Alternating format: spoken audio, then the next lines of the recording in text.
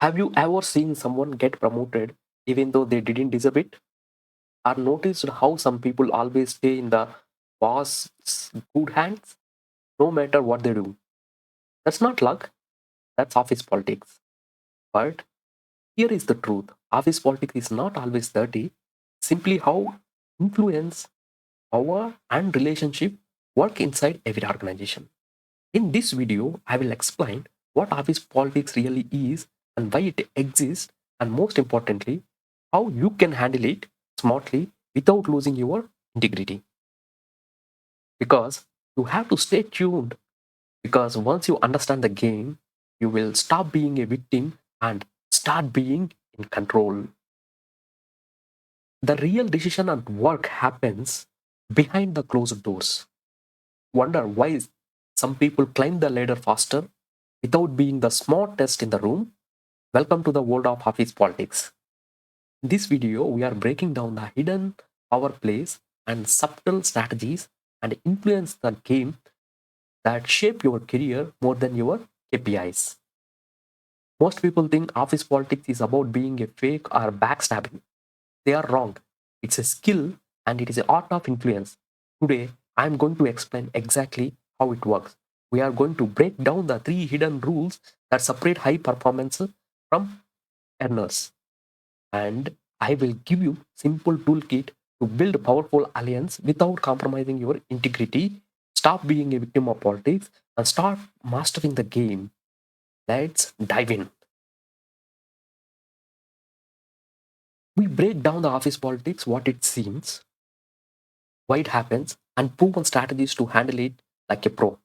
If you want to thrive in your job, build strong relationships, and stay ahead without the stress, you are in the right place. What is office politics? Office politics is not dirty. People make it dirty. Office politics means how power, relationship, and influence work inside an organization. It's the unwritten rule book, a game beyond your job description. You might ignore it, but it will not ignore you. So, office politics involves interpersonal dynamics and power plays and influence tactics used by employees to advance their career, protect their interests, or shape their decisions. It's not inherently bad. Strategic navigation of workplace relationships is often essential for success. Key traits: basically, office politics, unofficial and informal, driven by self interest or team goals, influences decisions, promotions, and visibility, and exist in every organization, regardless of size or culture. Common forms of office politics: power hustling, aggressive seeking of control or visibility, social climbing, building alliance to rise in hierarchy, rule stickers, using policies to block others or gain leverage, honors, excessive flattery to gain favor, grumpy players, passive resistance or negativity to influence outcomes, power aligners, strategic partnership with influential figures. Office politics involves positive as well as negative. Positive politics, building the relationships, influencing decisions constructively, and volunteering and supporting collective goals. Negative politics, spreading rumors, withholding information, undermining colleagues, and manipulating situations for personal gain. Causes of office politics: competition for limited resources like promotions, budget, and recognition, power imbalances, and unclear organization structure, personal insecurities, jealousy, fear of change, and agree to disagree mentality. Effects of office politics can lead to a toxic environment, lowering trust, collaboration, and productivity, biased decision making and favoritism, increased stress and dissatisfaction, and employee turnover. It will be very high.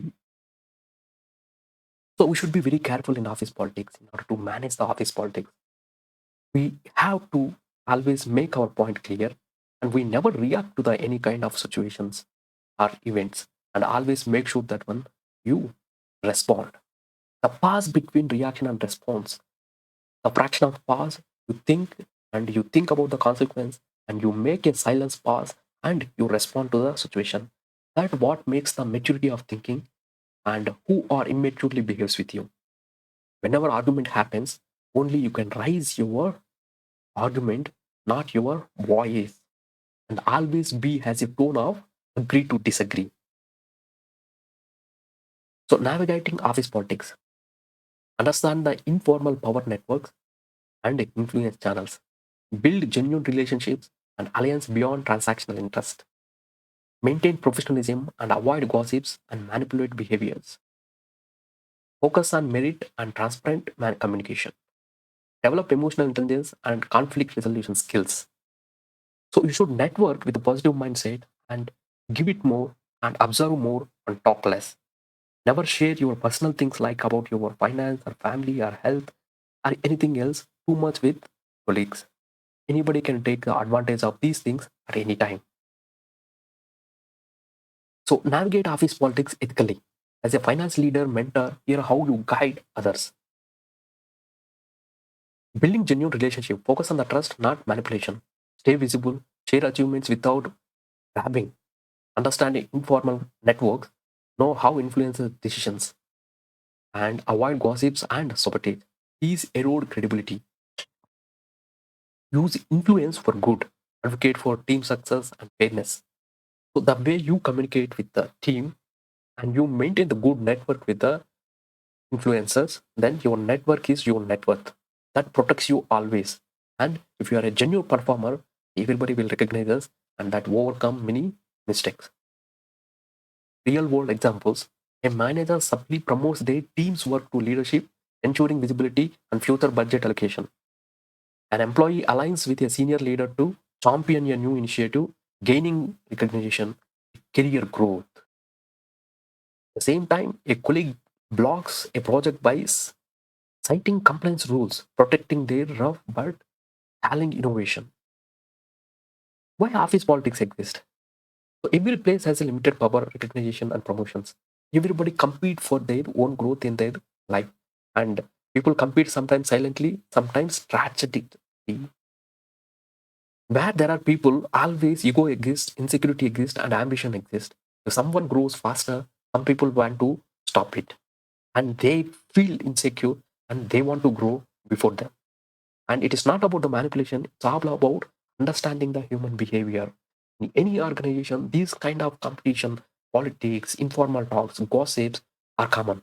The only way what protects you is your performance, your silent talk, and the way you observe the people, how the things are happening, and you have to move your chess game very tactically.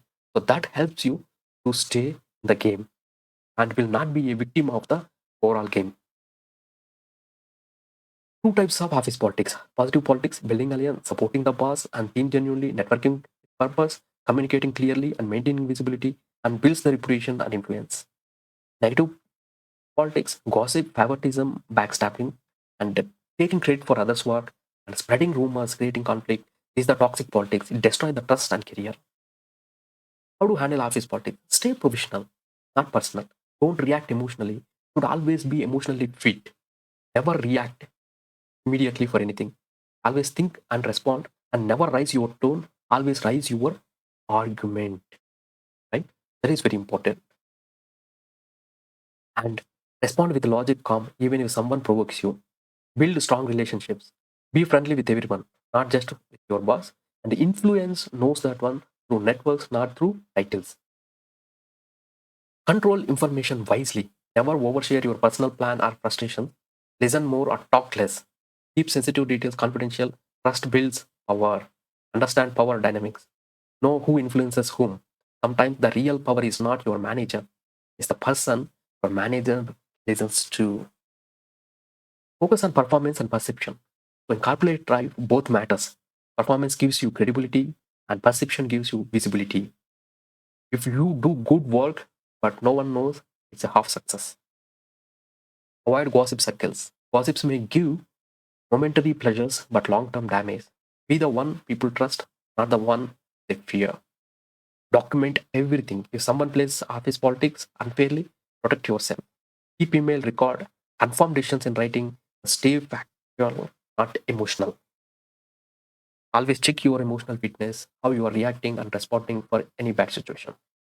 Turn off politics into opportunities. Learn emotional intelligence, read people's motives quietly, and observe more and support others genuinely. Influence grows by helping, not fighting. Be visible, present ideas, volunteers, take initiatives. Win respect, not arguments. You don't have to play dirty to win. You just need to play smart. And it's not all about hard work, it's all about smart work, your observation, your responses, and your silence performance. Real life lesson. In every company, there is someone who quietly grows not because they are loudest, but because they understand people better.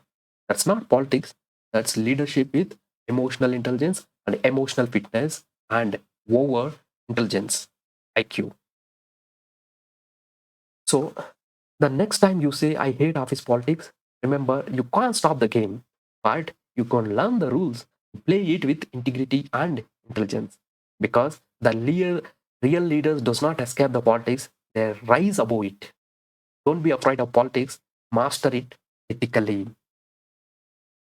Office politics is not a battlefield, it's a chessboard. Those who ignore politics become its victims. Smart work plus people skills equal to unstoppable career. Integrity is the best political strategy.